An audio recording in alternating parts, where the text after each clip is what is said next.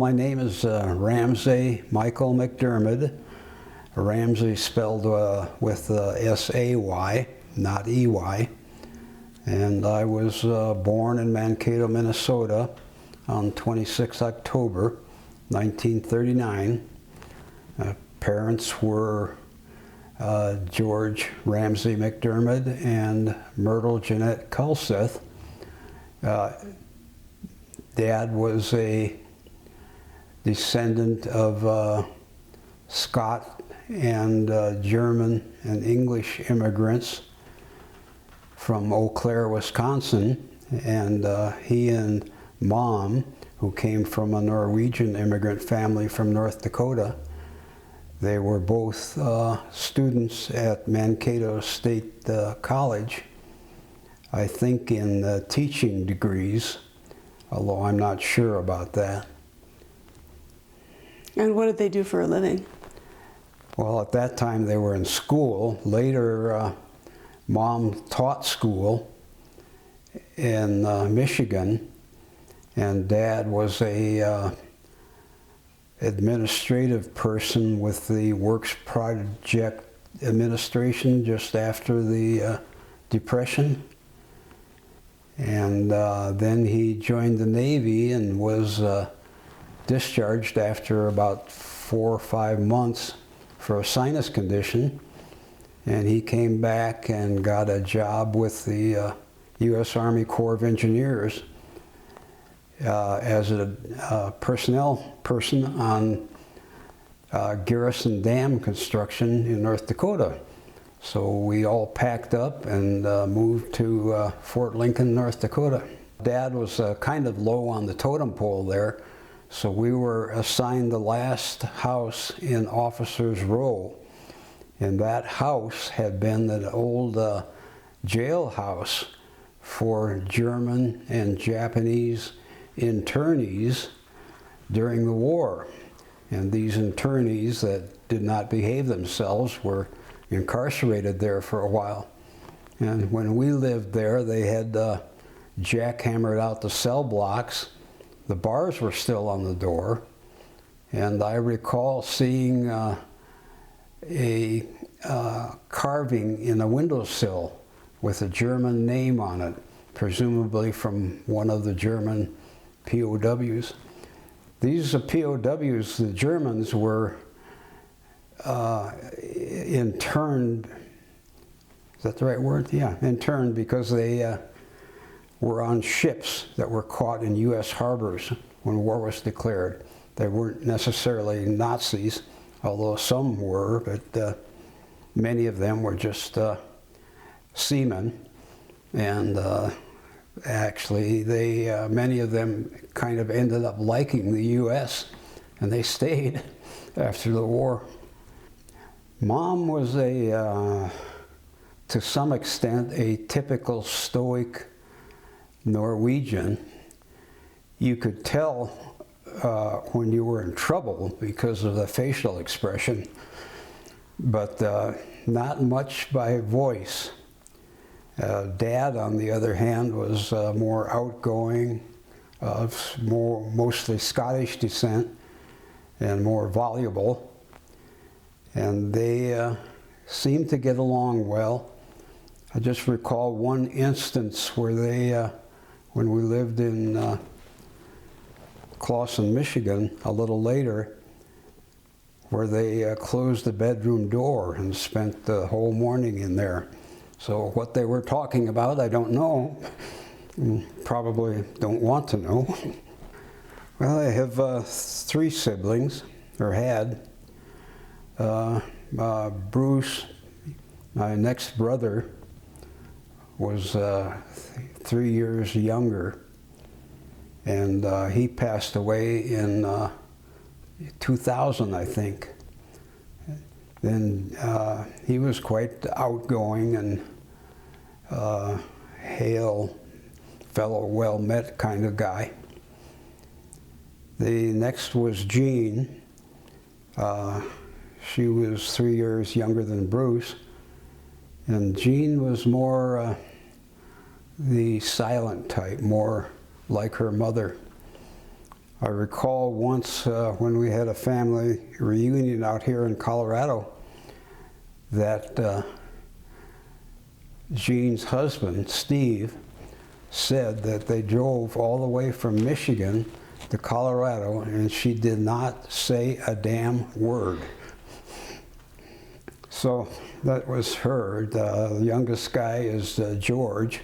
And George is kind of a mix, I think, of both the stoic and the outgoing. My first memories are of Fort Lincoln, North Dakota, when I would have been, I think, 6 to 12. And that was an old Army fort. And it still had stables around behind the officers' row. And the stables weren't used anymore because the Army did not do horses anymore. But once the Corps of Engineers took it over, the stables were empty, and I recall spending a lot of time out there with my buddies from the school there. A lot of time we had bikes, so we'd ride around on the farm roads there. We had a creek just south of the fort, about a mile or so, and so we set up trap lines and tried to trap mink unsuccessfully. So altogether, I think that was a very good time. I recall Dad and his buddies from the office bought a hog once. And being the internment camp, they still had the kitchens there.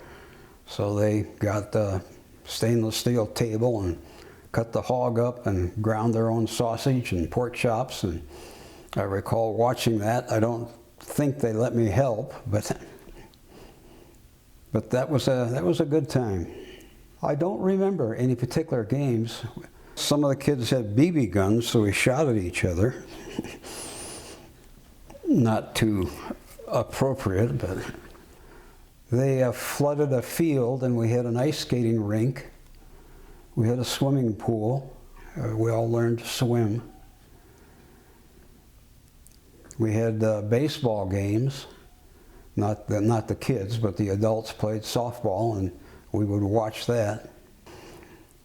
And another thing I recall from that is a friend named Douglas, and he was an Indian from the Fort Yates Reservation down in southern North Dakota. And I recall playing marbles. And nobody plays marbles anymore, but that was a lot of fun. We went to school in Bismarck. They bused us into Bismarck for school. It was Wachter School in Bismarck, North Dakota, which has since been torn down. I think it was built in the 1890s or something. So it was very old and staid, and the teachers were of a previous generation, several generations previous to teachers nowadays. And I recall getting rapped over the knuckles quite a few times with a ruler. And what exactly I did, I don't know, but probably typical boy shenanigans. After the dam finished, Dad was transferred to Detroit office of the Corps of Engineers. And we lived in suburban Detroit. I was in Hazel Park Junior High School. Some of the kids got in big trouble and ended up in jail. But at that time, we had a shop class, and some of those kids were pretty unruly. And the shop teacher had a paddle about 2 feet long, and he would make us bend over, grab our ankles, and whack, whack, whack. And I got that once, I think, and some of the other kids got it a lot more than that. We moved to Clawson, Michigan. I think my folks recognized that Hazel Park was kind of not the place they wanted to raise their kids. So we moved out to Hazel Park, and they bought a house, the first time they owned a house. And I recall that move. I recall they had all the kids waxing the floor. So we had rags and wax and our bare feet, or stocking feet, and we skated around waxing the floor. And Mom at that time got a job teaching at the elementary school. But that was a much more mild school, more suburban school. I remember Mr. Phelps. He was the, not shop, he taught sciences, and he was the counselor. And he and I got along quite well, and he liked me and advised me on different classes and what to do after high school. I remember also a history teacher. I can't remember her name, but she, for some reason, liked me, although I think I was kind of a wise guy. One question was, what was the first boat on the Great Lakes? Looking back at the French history of fur trading and all that. And I popped up and said, Chris Craft. And this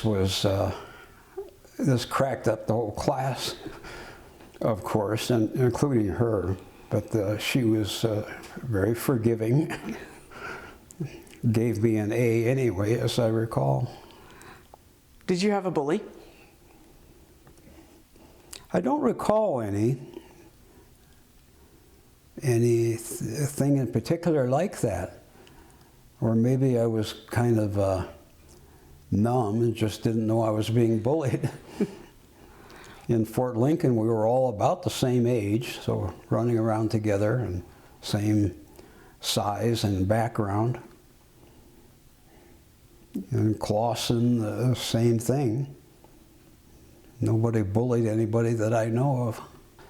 I think that every evening we had something, whether it was pork chops, which were fairly quick to cook, or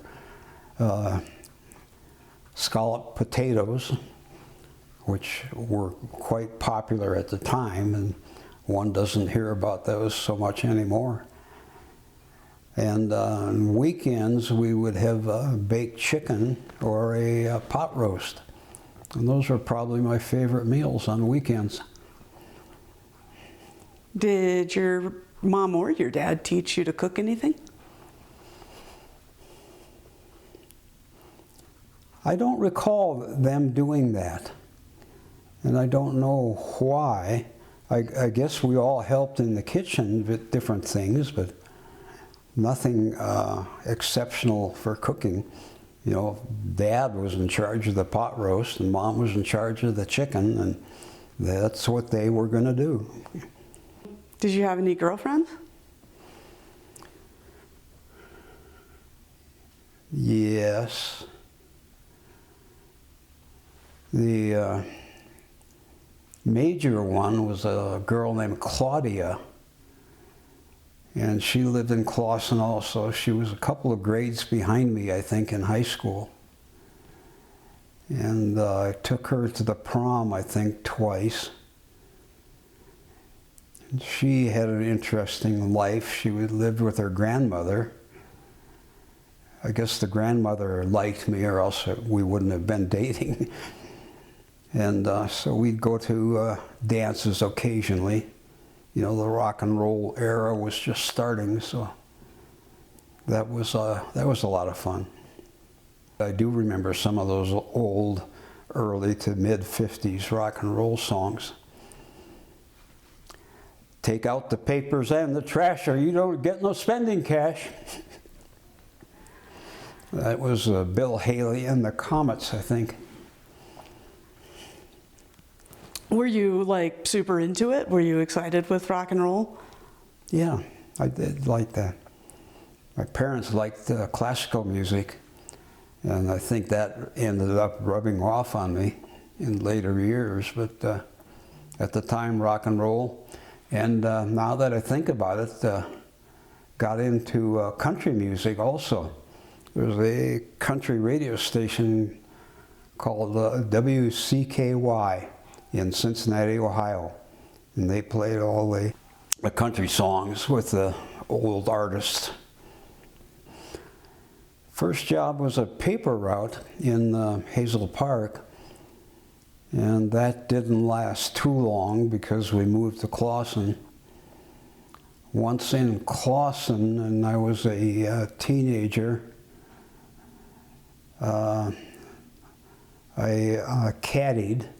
I'd hitchhike out to a golf course in suburban Detroit and caddy. That was pretty profitable and fun. And then I got a regular job at a grocery store, packing groceries for, I think it was 54 cents an hour. And that was after school and weekends. That was the job where they realized that I was able to count and look at tickets and see what they meant. So they made me a cashier, and I got a raise of 25 cents an hour. That's pretty good. Yeah. How old were you? Probably 15, 16, maybe 17. The latter part of that, 17, I worked in a butcher shop in Clawson and learned a little bit about cutting meat and a whole lot about cleaning up the cutting equipment. What was that like? Well, that was that boss was either he was a real pain or there was two of us that were doing that. We were real pains, so we didn't get along that well. But it was just scrub the cutters and the equipment and the grinders and so forth. Never bothered you being around that much blood? No. I collected matchbooks and stamps and old car parts. So I think somewhere downstairs that matchbook or stamp collection is still sitting on a shelf somewhere. Those stamps might be worth some money by now. But there was a lot of empty space where people had dumped cars around where we lived in Clawson. And I, for some reason, went out and I recall taking a distributor off of one vehicle and bringing it home. So I don't know, that helped me learn a little bit about mechanics, I guess. First car was a 1951 Chevrolet, and cost $395, I think, that my parents bought it for me. And how old were you, and how did that feel to have wheels? I was probably 17, and it felt great because I am kind of a wanderlust, I guess, so I like to go around places and do things. So anyway, I really enjoyed that car. My parents definitely wanted me to go to college, and that's been beat into me for ever since I can remember. So I started, after high school graduation, started Wayne State University in Detroit, and had the car so I could commute down to Detroit. And that lasted for several months, and I realized my heart wasn't really in it. So I was doing well enough, I think, and I got some credits that ended up transferring in later years. But I decided this is not for me, and why beat it and make myself miserable. So I joined the Marine Corps.